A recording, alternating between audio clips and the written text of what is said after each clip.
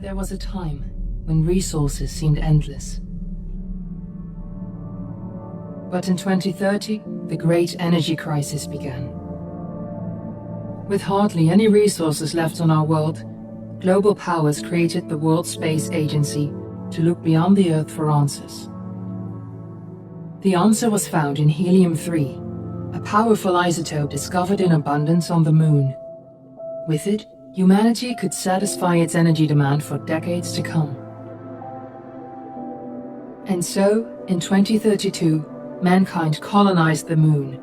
Spearheaded by the Lunar Council, the WSA constructed several permanent settlements to harvest and process helium-3.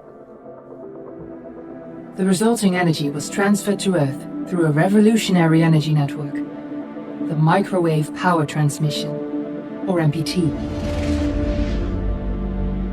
For a time, all seemed well. Then, one fateful night in 2054, the lights went out. No energy. The MPT had gone offline, and communication with the lunar colonist was lost. Without earthly resources to launch a full-scale rescue mission to the Moon, the World Space Agency was shut down permanently in 2055. But a small group of former WSA colonists refused to accept humanity's bleak future. Determined to discover the colony's fate and to restore the MPT, they've been preparing their mission in an abandoned desert launch facility. Now, in 2059, they are ready to launch an astronaut to the Moon. What awaits is unknown and unforeseeable, but the mission is clear. Deliver us the Moon.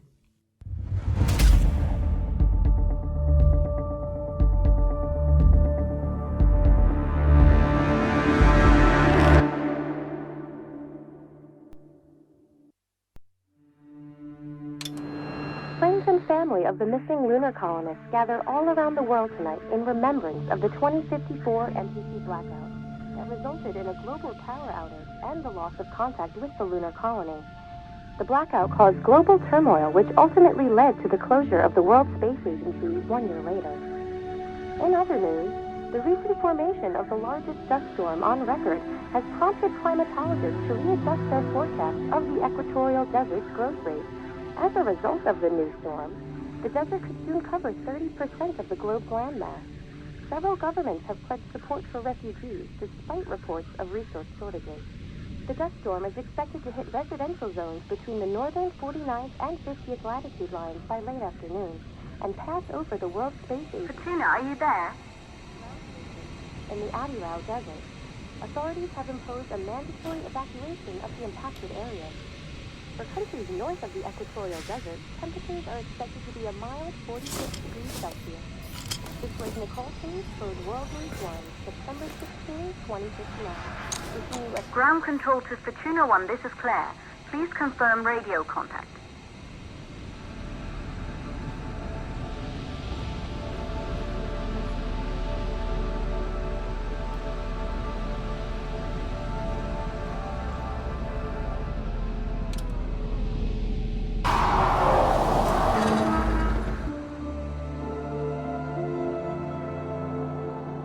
There she is, the Taurus 5.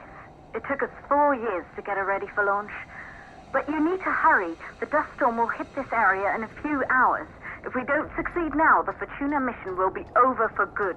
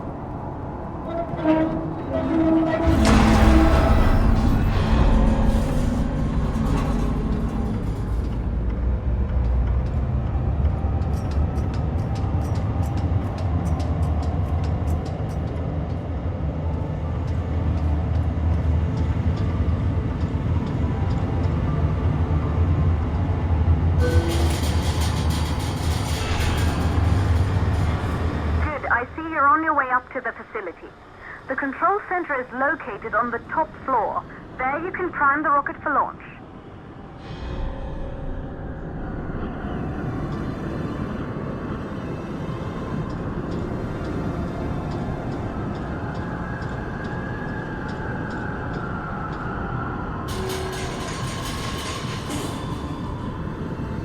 It's been 5 years since we last received a microwave power transmission from the lunar colony. At first, no one believed it would be possible to transmit energy from the moon back to Earth, but the WSA proved the skeptics wrong. Just like you will, when you get the MPT back online.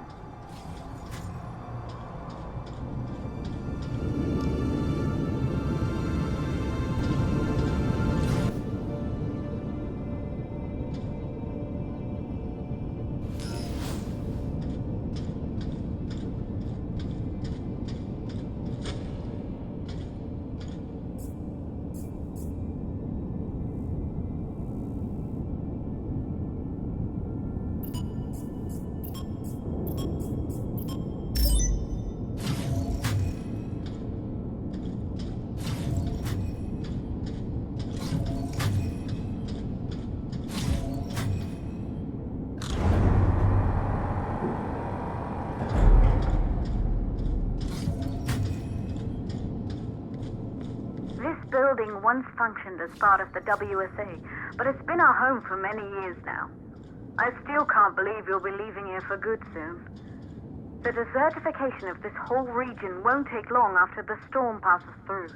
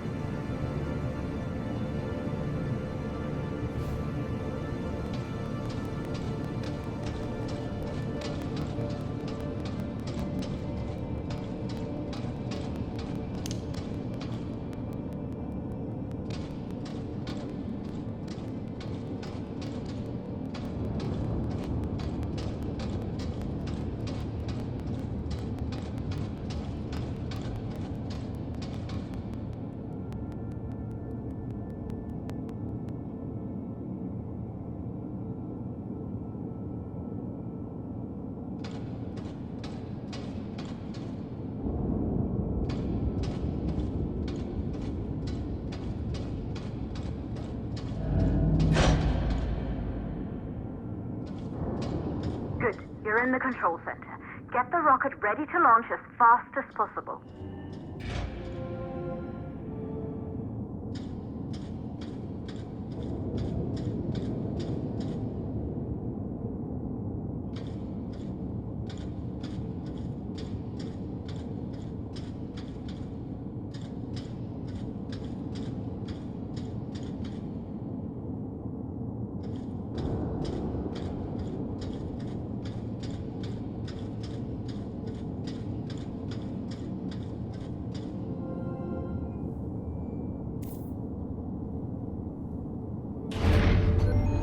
Calculating new storm ETA.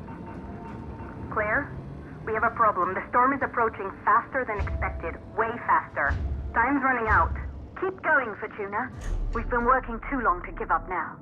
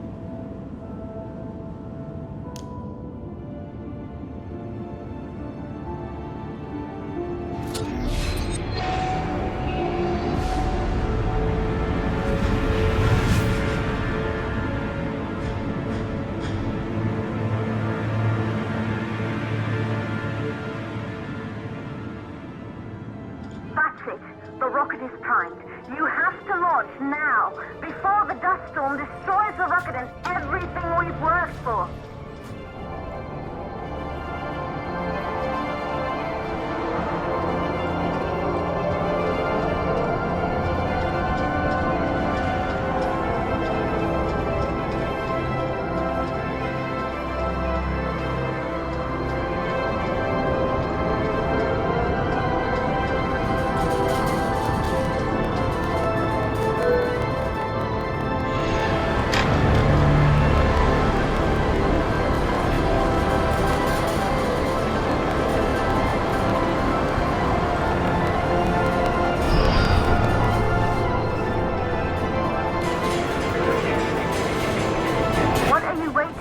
We have to launch before it's too late.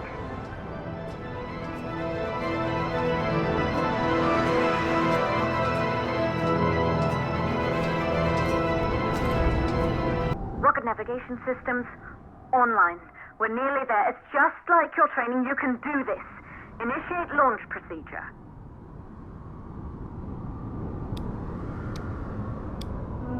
Ground launch sequencer started. Orbital axis arm retracting.